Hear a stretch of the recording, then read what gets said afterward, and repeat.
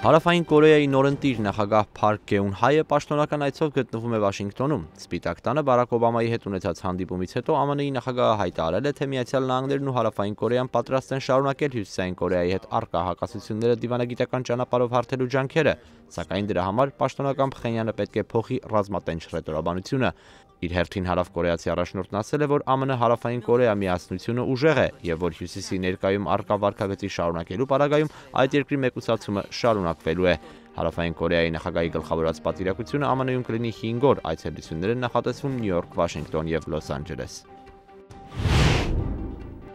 ԱՄՆ-ի Քլիվլենդ քաղաքում ձերբակալված լատինամերիկյան ծագում ունեցող 3 եղբայրները մեղադրվում են 3 կանանց եւ մի 6-ամյա աղջկա իրենց կամքին հակառակ 10 տարի շարունակ փաստացի տնային կալանքի տակ պահելու մեջ։ Այս մասին հայտնի էր դարձել այն բանից հետո, երբ կանանցից մեկին հաջողվել էր փախուստի դիմել տնից եւ ապա դիմել իրավապահներին։ Այս պահին արկա տեղեկությունների համաձայն կանայք պահվել են առևանգողներից մեկի տան նկուղում, որի դուռը կողպված է եղել։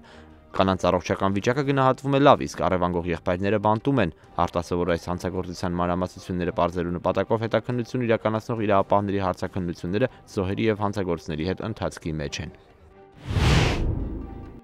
ԱՄՆ-ի Ֆլորիդա նահանգից Providence գիշերային թռիչք իրականացնող Southwest ավիաընկերության մի ինքնաթիռ վայրէջք է կատարել կես ճանապարհին Հարավային Կարոլինայի Չարլսթոն քաղաքում։ Օդանավի անձնակազմի փոխանցմամբ այս որոշման համար պատճառ է հանդիսացել 3 ուղևորների կասկածելի վարքագիծը։ Ուղևորներից մեկի կողմից բջջային հեռախոսով նկարահանված տեսանյութում ներկայացվում է, թե ինչպես են անվտանգության աշխատակիցները զննության ենթարկում կասկածելի անձանց իրերը, չգտնելով խնդրահարույց առարկաներ։ Վերջին 2 ամիսներին ԱՄՆ-ում օդանավակայանների շուրջ 1500 աշխատակիցներ էին ազատվել աշխատանքից, ինչի արդյունքում աճել է լարվածությունը թռիչքների անվտանգության տեսանկյունից։